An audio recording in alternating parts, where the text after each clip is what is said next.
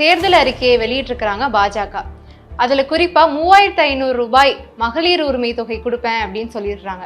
இந்தியாவில் இருக்கக்கூடிய எல்லா மாநிலங்களிலும் நிறைவேற்றப்படுகின்ற திட்டங்கள் அல்லது அறிக்கைகள் எல்லாமே நம்முடைய முதல்வர் அவருடைய மக்கள் நல திட்டங்கள். அது அந்த 3500 ரூபாய் மகளிர் உரிமை தொகை இருக்குல்ல, அதுக்கு நான் சொல்றேன். நம்முடைய முதல்வர் தான் முதலில் இதை அறிமுகப்படுத்தினார். அதற்கு பின்பு பக்கத்தில் இருக்கிற எல்லா மாநிலங்கள் அல்லது தேர்தல் நடக்கின்ற எல்லா மாநிலங்களிலும் பிரதமரே சென்று அறிவித்தாருங்கிறத நம்ம நிறைய பார்த்துருக்கோம்.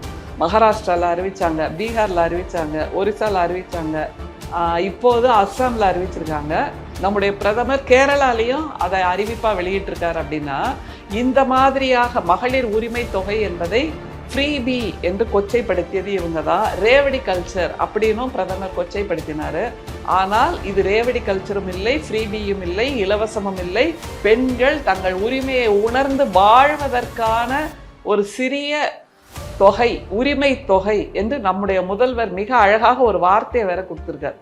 அந்த மாதிரி நிலையில இப்போ அஸ்ஸாம்ல போய் எதுக்கு நீங்க ஃப்ரீபியை சொல்லணும்?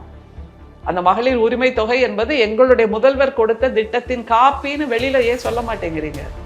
நீங்களே உட்கார்ந்து ரூம் போட்டு யோசிச்ச மாதிரில அதை போய் அறிவிக்கிறாங்க. நேற்று நிர்மலா சீதாராமன் அம்மையார் அவர்கள் லவ் ஜிஹாத் அண்ட் லேண்ட் ஜிஹாத் அப்படிங்கிறாங்க. அதாவது இஸ்லாமியர்களுக்கு எதிராக மதம் மாதிரி திருமணம் செய்து கொள்றாங்கல்ல, அதை சட்டபூர்வமாக இல்லாததாக்குவோம், சட்ட விரோதமாக்குவோம்.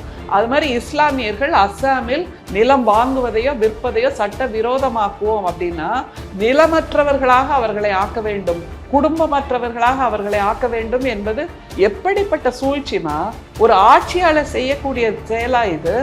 எல்லோருக்கும் வாழ்வதற்கான உரிமை இருக்குல்ல, அந்த பன்முகத்தன்மை இல்லாமல் ஆக்கி தக்கையாக ஒற்றை முகமாக மாற்றுகின்ற ஒரு செயலை அஸ்ஸாமில் வாக்குறுதியாக கொடுத்திருக்கிறார்கள் என்றால் நிச்சயமாக அந்த அஸ்ஸாம் மக்கள் விழித்து கொள்ள வேண்டும்.